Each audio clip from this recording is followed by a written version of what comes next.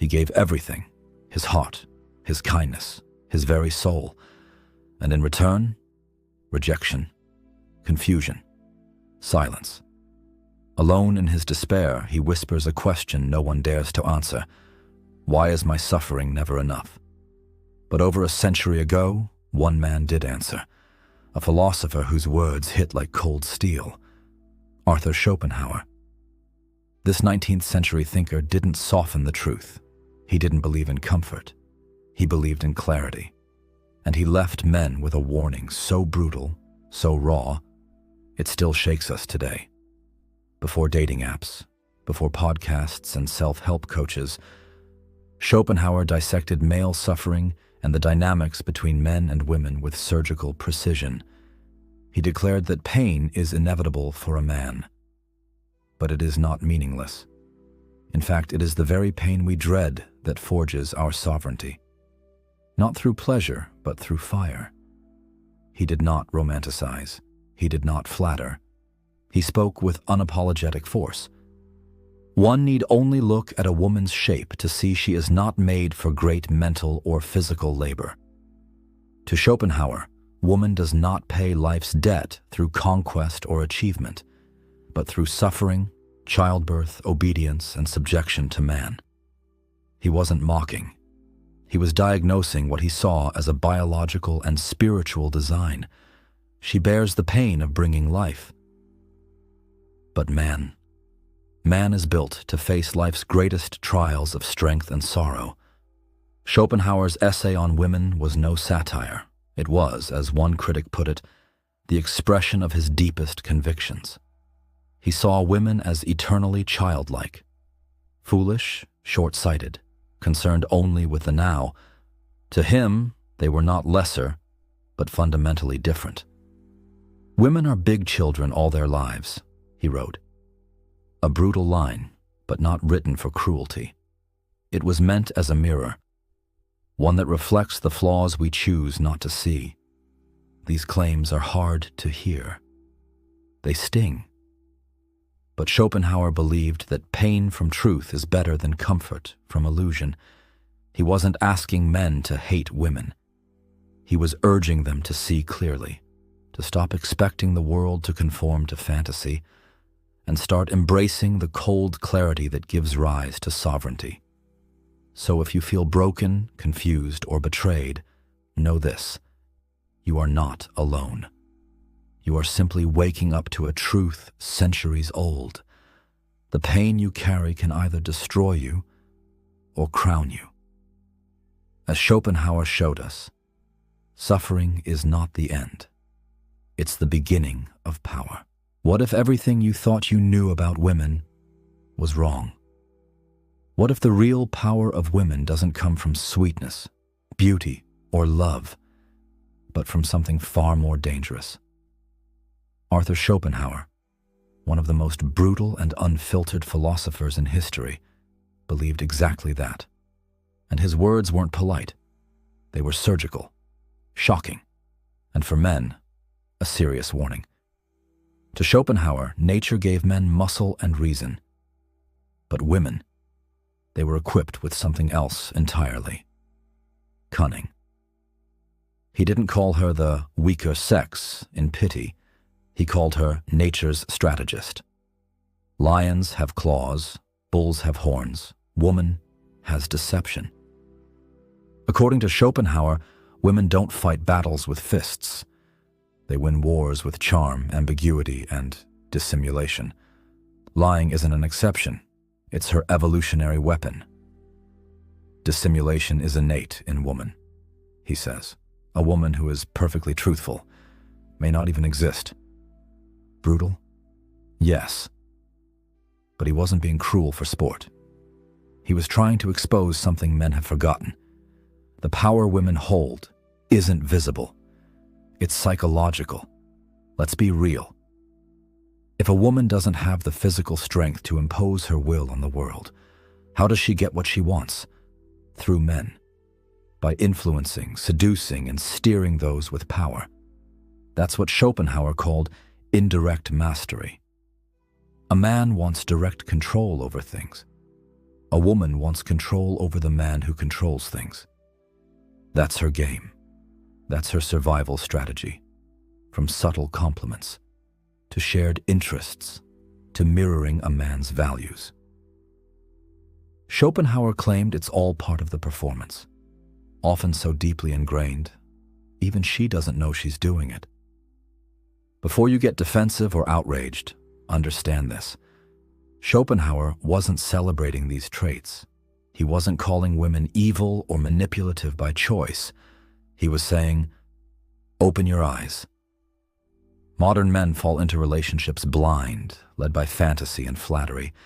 But Schopenhauer stands like a cold statue in the storm, saying, look past the illusion, see the instinct beneath. This isn't hatred. It's the harsh antidote to naive idealism. So here's the question no man wants to ask. Is she really who she appears to be? Or are you just the next player in a game that began long before you were born? Schopenhauer's warning isn't for the weak. It's for the man who wants to live with clarity, not comfort. In a world full of masks, flattery, and sweet words, the truth may be your only defense. You thought she was different, gentle, pure, loyal, an angel sent into your life to complete you. But what if that vision was an illusion? Arthur Schopenhauer, the coldest realist of the 19th century, had a harsh message for men. Women are not what sentimental men imagine. They are not angelic muses from romantic poetry. They are creatures of nature, with a mission very different than love. And if you expect honesty, loyalty, or logic, like you would from another man, you're walking blind into disappointment. Think back to Pandora, the first woman in Greek mythology. Out of curiosity, she opened a box and released every sorrow, pain, and evil into the world. Only one thing remained: hope. Now ask yourself, was that just a myth or a deeper truth wrapped in symbolism? Schopenhauer would smirk at that legend and say, this is not about blaming women. It's about recognizing nature's design. He didn't preach hatred. He preached awareness. Because women, in his view, were nature's instruments, and nature doesn't care about your feelings. Schopenhauer paints one of his most vivid and uncomfortable truths. Young women are nature's bait. For a few short years, she is gifted with stunning beauty, so powerful it captures the male imagination, ensnaring his reason. That's when a man, caught in the spell, promises her everything: love, provision, commitment, marriage. But that commitment? It wasn't rational. It wasn't even about love. It was nature using desire to trick him into serving her biological role. He takes it even further, comparing this to the female ant who loses her wings after mating. Once her purpose is fulfilled, she no longer needs to fly. In the same way, Schopenhauer says, a woman's beauty fades once she's fulfilled her biological role, bearing a child or two. That glow, that innocence, that irresistible charm, it was temporary, a short-term illusion to achieve nature's goal, secure male support and reproduce. And then it disappears, not out of cruelty, but because it's no longer needed. It sounds cruel, it sounds cynical, it sounds like the death of romance itself. But Schopenhauer doesn't ask you to hate women. He asks you to see clearly. To the man left heartbroken, confused, used, he would say, did you really believe her beauty was eternal? That her charm was made just for you? Number it was a biological strategy, not a promise. This isn't about bitterness, it's about waking up. You can keep chasing illusions, or you can rise above them. Because once you understand how nature plays the game, you stop being a pawn and start becoming a king. Modern men are fed a fantasy. Be sweet, be vulnerable, be her emotional safe space, and she'll love you forever. But Arthur Schopenhauer, cold, unapologetic, and eerily accurate, shreds this illusion to pieces.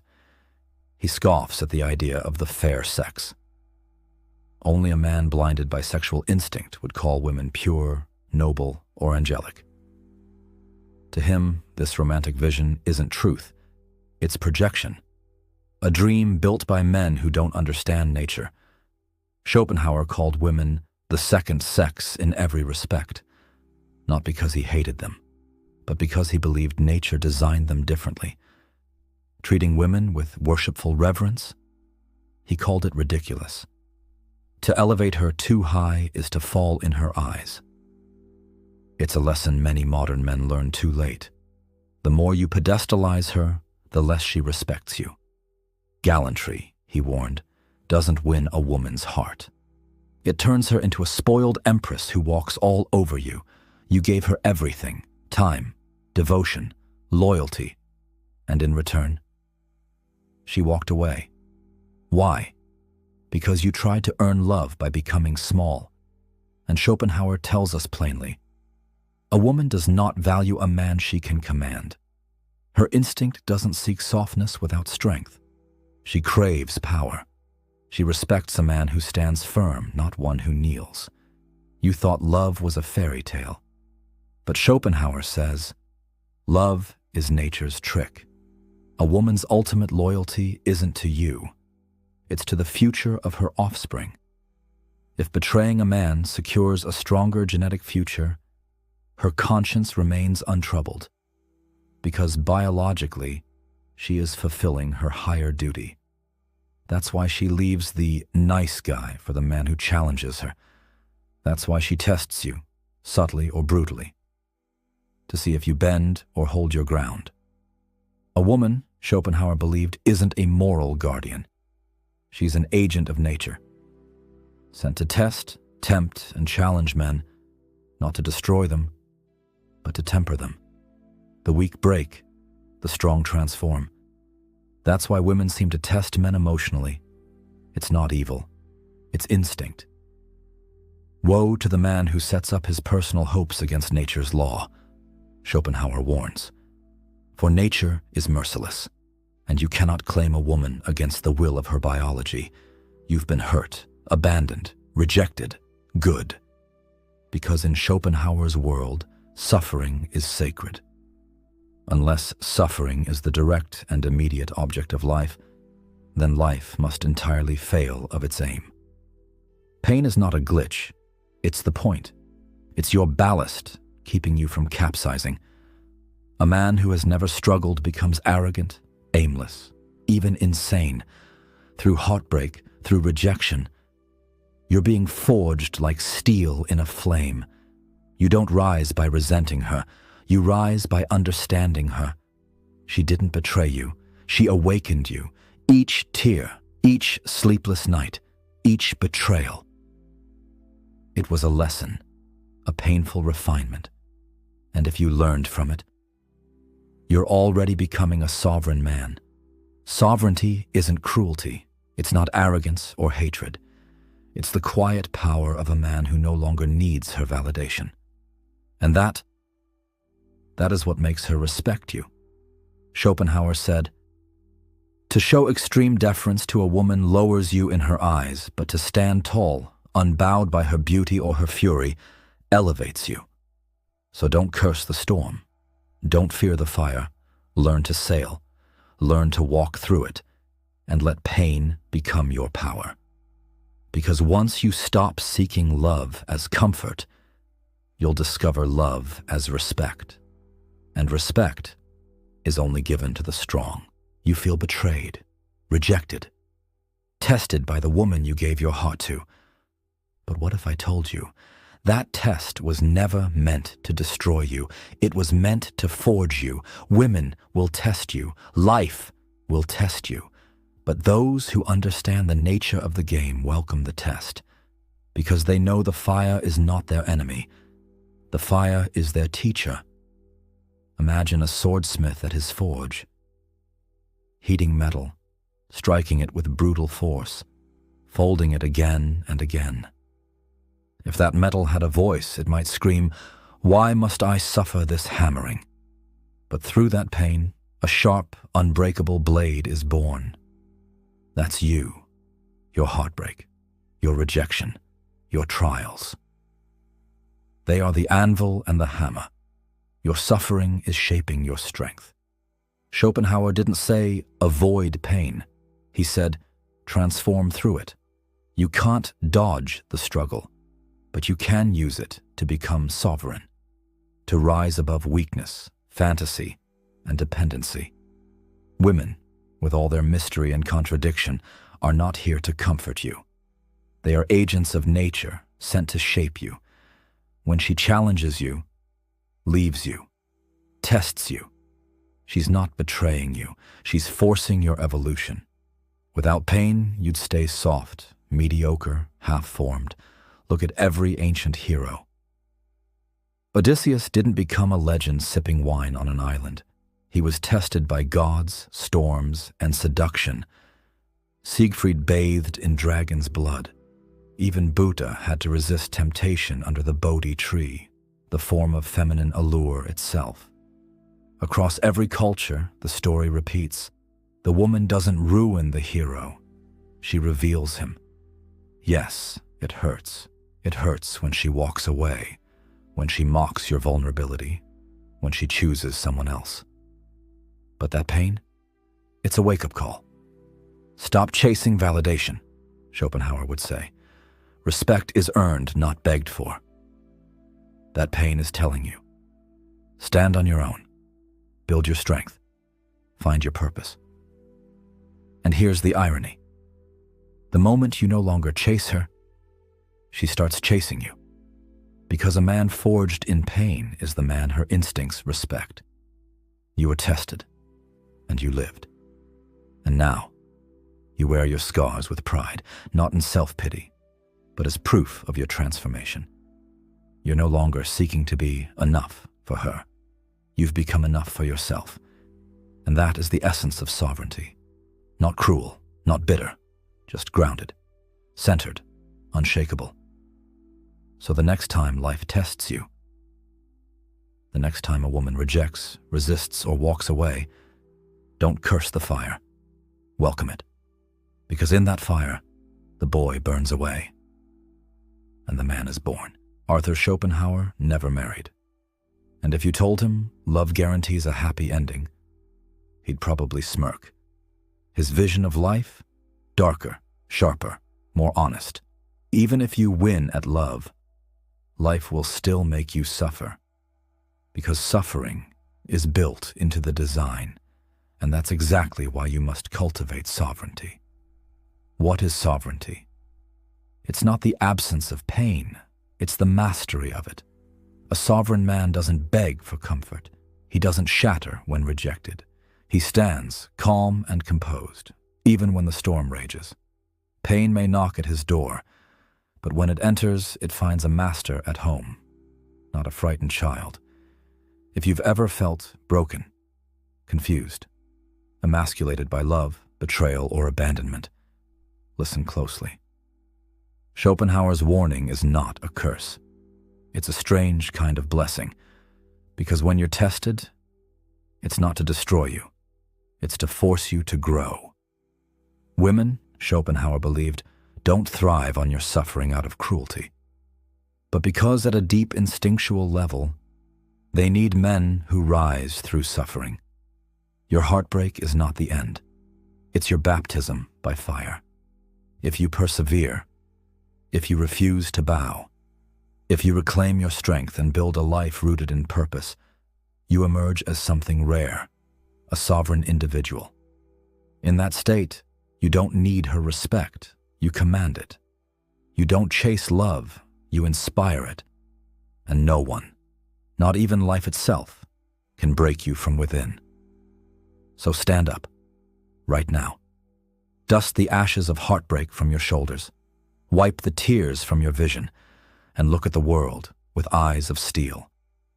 Schopenhauer's voice echoes from the 19th century. Life is struggle.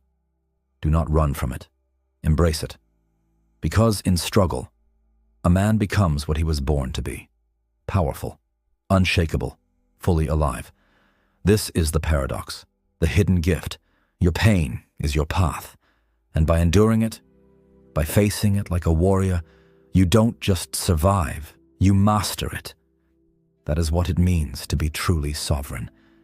If today's message struck a chord with you, if you believe we need to bring this timeless wisdom back to men, subscribe, share. Let this truth reach those who need it most. Thanks for watching.